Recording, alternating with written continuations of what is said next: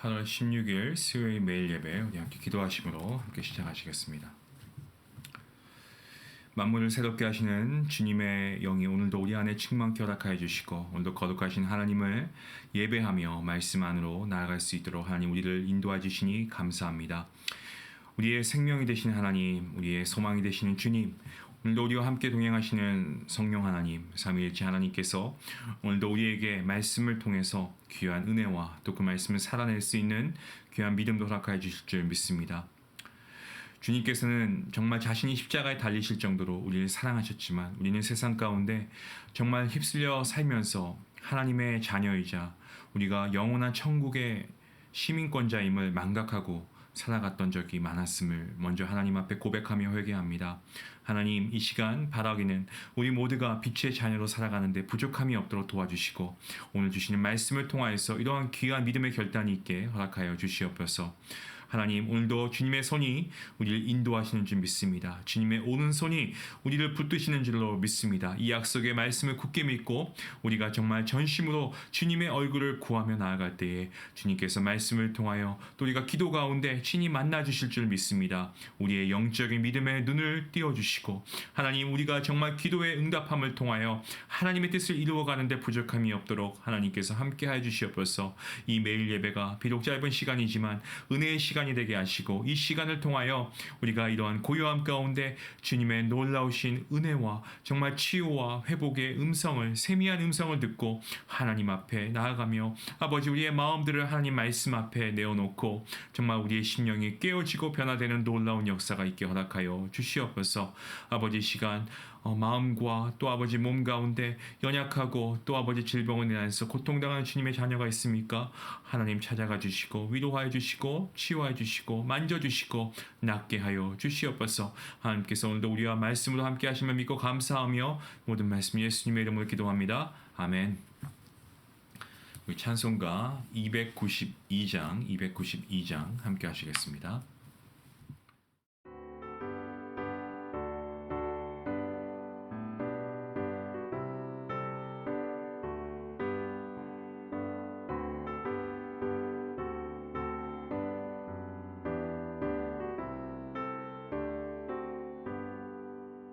주 없이 살 수 없네 죄인의 구주여 그 귀한 몸의 피로 날 구속하소서 구주의 손으로 흘리신 보혈이 내 소망 나의 위로 내 영광 됩니다.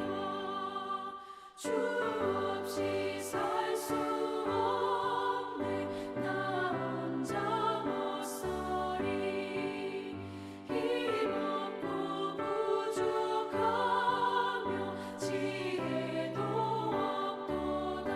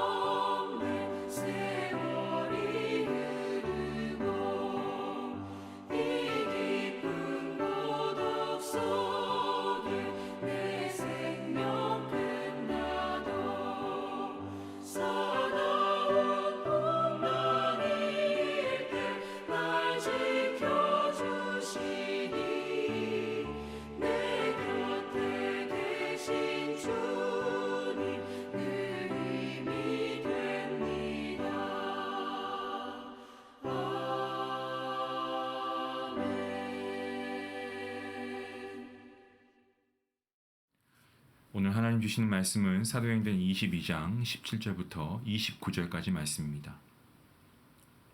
사도행전 22장 17절 말씀부터 29절까지 말씀. 여기 함께 같이 말씀을 읽도록 하겠습니다. 함께 봅니다.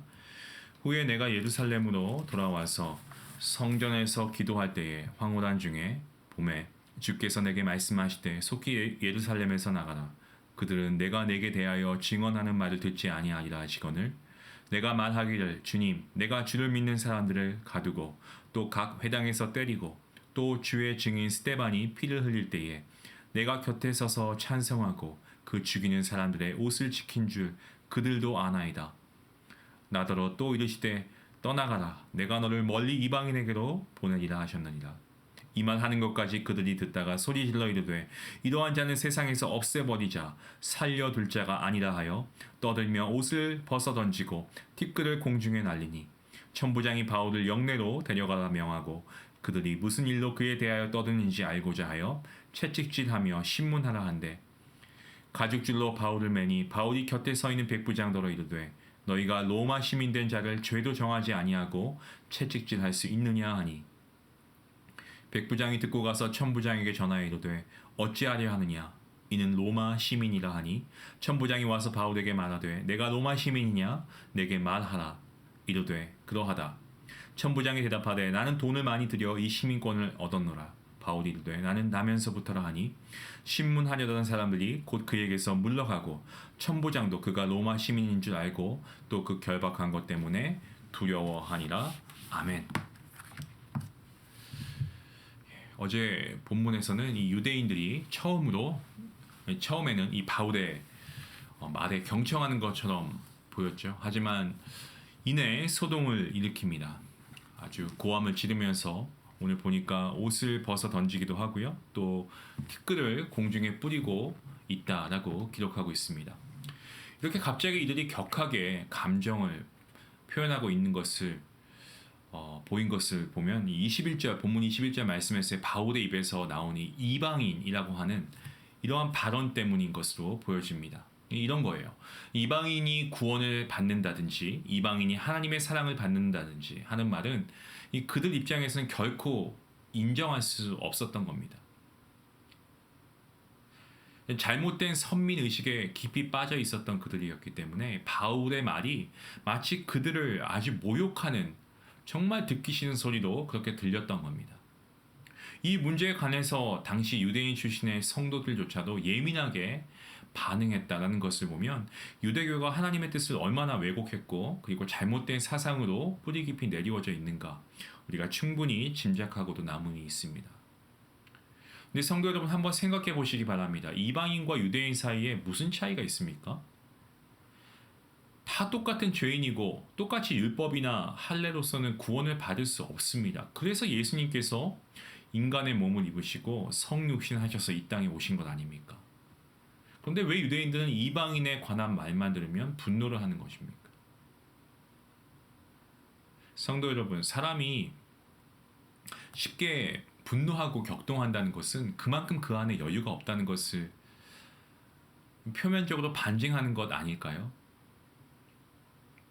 신앙인에게 이 그리스도인들에게 여유가 없다는 것은 어떻게 보면 그에게 믿고 의지할 만한 든든한 버팀목이 없다는 거고 어떻게 보면 구원의 확신한 사람에게는 이러한 일이 있을까라는 생각도 듭니다. 물론 구원의 확신에 대해서는 하나님께서만 정확히 아시죠. 하지만 성도 여러분, 구원의 확신이 있는 신앙인은요 쉽사리 사소한 일로 인해서 잘 흥분하지 않습니다. 작은 일에 흔들린다라고 하는 것은 아직도 이 말씀의 진리와 이 말씀의 은혜가 나를 주장하고 있지 못하다라고 하는 것을 오히려 반증하고 있는 거죠. 때문에 이처럼 사소한 일로 인해 쉽게 분노하는 타락한 유대인들의 모습을 보면서 저는 제 마음속에 이러한 기도가 마음속에 드려지게 됐어요. 저를 포함해서 저와 여러분의 마음속에 우리 모두를 정말 여유롭고 참을성 있게 만드는 그러한 이 복음의 확신이 우리 마음속에 품어지면 좋겠다. 여러분 어떠십니까? 정말 우리가 분노는 쉽게 하지만 우리가 참는 것은 잘 못하죠. 이게 좀 바뀌어야 되지 않을까 싶습니다. 저는 이런 귀한 도전을 좀 우리가 함께 받았으면 좋겠습니다. 자, 그런데 문제는 이 폭동을 일으킨 유대인에게만 있는 것이 아니었습니다. 종교가 이렇게까지 타락했으니까 뭐 사회 전반에 문제가 없을 수가 없습니다.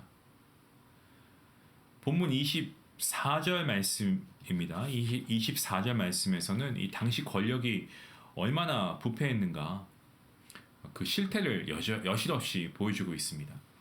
로마 군대의 천부장은 이 바울의 죄가 무엇인지 뭐 알려고 하지도 않고 살펴보지도 않고 무조건 그냥 채찍질부터 하면서 신문해라라고 명령합니다. 이러한 사례는 앞서 사도행전 16장에서 보시면 빌립보에서 있었던 일인데요. 이것은 당시에 이 권세를 잡고 있는 이 권세자들이 얼마나 타락했는가 그 실태를 여지없이 보여주고 있는 그러한 장면입니다. 물론 한편으로 바울을 보호하기 위해 바울을 이 군 영내로 격리하도록 조치한 것은 매우 잘한 일이기도 합니다. 권력은 바로 이러한 일을 위해 있는 것이죠. 질서와 그리고 공의를 세워야 하는 것이 이 권력을 가진 자의 책무 아니겠습니까? 그래서 우리는 이 권세자를 그러한 이유에서는 존중하기도 합니다. 성경에서도 권세자들을 존중하고 그 명령에 순종할 것을 가르치고 있죠. 근데 성도 여러분, 이 세상의 권세 중에서 여러분 하나님으로부터 나지 않는 권세가 있나요? 이 세상의 권세 중에서 하나님으로부터 나지 않는 권세는 하나도 없습니다. 최고의 권력에서부터 작은 권세에 이르기까지 모든 권세는 하나님으로부터 말미암는 줄로 믿습니다. 때문에 모든 사람들은, 모든 인간들은, 모든 피조물들은 하나님의 명령에 순종하듯 권세자의 권위에 우리가 무조건 순종하는 것이 아니라 하나님이 우리의 권세자이심을 믿고 우리의 권세자이신 하나님께 우리가 나아가야 되죠. 하지만 그렇다고 해서 우리가 사회에 우리의 세상의 권세자들을 무시해서는 안 된다는 것입니다. 우리가 따라야 하지만 모든 권세가 하나님부터 온다라는 것을 우리가 분명히 알고 있어야 한다는 말입니다. 자, 그런데 오늘 말씀을 보면 이 문제는 권세자, 그들 자신입니다. 자신에게 주어진 권세가 하나님으로부터 왔다는 사실을 인정하지 않는 사람들이 많다는 거죠. 마치 자기 마음대로 권력을 휘둘러도 뭐가 문제가 돼? 뭐 이렇게 착각하는 겁니다. 모든 권세가 하나님으로부터 왔다는 사실은 그런 권세를 가진 자들이 정말 무소불위에 이런 권력을 휘둘러도 된다. 그것을 의미하는 것은 아니지 않습니까? 오히려 그와는 반대죠. 모든 권세가 하나님으로부터 왔으니까요. 그러니까 정리하면 모든 권세가 하나님으로부터 왔다는 것은 모든 권세는 하나님의 뜻에 맞게 사용되어야 한다라는 겁니다. 이것을 가장 잘 보여주고 있는 한 예를 성경에서 찾아볼 수 있습니다. 이스라엘 백성들이 가지고 있던 신명기 17장의 왕의 율법입니다. 절대 군주에 속하는 왕이라고 해도 검소해야 하고 특히 하나님 앞에서는 절대 순종해야 함을 보여주고 있는데 그렇게 하지 않으면 어떻습니까? 이스라엘의 초대 왕일지라도 그 권력의 자리에서 물러나야 했습니다. 우시야 왕은 또 나병에 걸려서 이 왕좌에서 물러남은 물론 평생을 별궁에 격리된 채 살아야 했죠. 여러분 지금 이 시대에도 얼마나 많은 세상의 권세를 잡은 자들, 이 권력자들이 뒤끝이 좋지 않은 상황에서 그들이 갖고 있는 이 권좌에서 물러나고 있는 것을 우리가 보지 않습니까? 권세의 자리에 있을 때는 더욱 삼가 조심해야 합니다. 그리고 하나님을 믿는 하나님의 백성으로서 우리가 반드시 기억해야 할 것은 하나님의 뜻에 합당한가 아닌가를 우리가 먼저 살펴봐야 합니다. 그렇게 할 때 그 권세를 통해서 사람을 살리고 이롭게 하는 역사가 일어나게 되는 것입니다. 이어지는 본문 25절 말씀에서 사도 바울은 빌립보에서와는 다르게 로마 군인들이 채찍으로 자신을 치려고 하니까 어떻게 합니까? 나는 로마 시민이다. 바로 로마 시민권자임을 그가 밝히고 있습니다. 본문 26절부터 29절에서 이 로마 시민권의 어떤 좋은 점들, 그런 베니핏에 대해서 그 위력이 소개되고 있는데요. 뭐 살펴보면 이렇습니다. 일단 바울이 로마 시민권자임을 알려지니까 채찍을 들려고 했던 백부장이 어떻게 합니까? 즉각 채찍하는 것을 중지시키죠. 그리고 그 사실을 보고받은 천부장 역시 즉시 달려 나왔습니다. 그리고 바울의 로마 시민권을 확인한 후에 자신도 많은 돈을 들여서 로마 시민권을 샀다라고 고백합니다. 이러한 사실들만 봐도 로마 시민권의 위력이 얼마나 정말 대단한가를 알 수 있습니다. 정말 대단한 겁니다. 로마 시민권이 있다는 것은 뭐 이런 겁니다. 직접 선거로 뽑은 모든 선거에 투표권을 가지고 있었고, 뭐 피선거권 말할 것 없죠. 뭐 해외 여행 지금으로 따지면 안전하게 마음껏 할 수 있습니다. 그리고 그들 뒤에는 정말 세계 곳곳에 파견되어 있는 로마 군대가 있었고요, 황제가 있었고요. 뭐 이보다 더 좋을 수는 없는 것이 바로 이 로마 시민권의 특권을 가지고 있는 자들이었죠. 여러분 이 이야기를 들으면서 여러분 어떻습니까? 지금 저희는 정말 세계에서 가장 부유한 나라, 그죠? 누구나가 아직도 오고 싶은 나라라고 하면 1순위로 미국을 꼽지 않을까 싶은데요. 지금의 유일한 세계 초인류 국가로 군림하는 이 미국 시민권보다도 여러분 훨씬 대단한 것이 로마 시민권이었습니다. 하지만 이러한 로마 시민권도 성도들이 가지고 있는 천국 시민권과는 비교가 될 수 없다는 겁니다. 여러분 한번 생각해 보시기 바랍니다. 만약 로마 시민권이 천국 시민권보다 좋다라고 한다면 이 바울이 로마 시민임을 자랑하며 평안하게 살 일이지 왜 천국 시민임을 자랑하면서 그 때문에 고난당하고 핍박당하고 그것을 위해 일생을 헌신하며 살겠습니까? 왜 지금처럼 이러한 고난을 받겠습니까? 하지만 실제로 로마 시민권으로서는 이 고작해야 뭐 제가 말씀드린 그런 것들을 누릴 수 있는 것들인데, 여러분 성경에서는 우리 모두가 천국 시민이라고 얘기하고 있습니다. 여러분은 천국 시민권자입니다. 천국 시민된 성도를 가리켜서 이 베드로전서 2장 9절 말씀을 보시면 왕 같은 제사장이라고 말씀하고 있습니다. 장차 그리스도와 함께 왕 노릇 할 것이다라고 말씀합니다.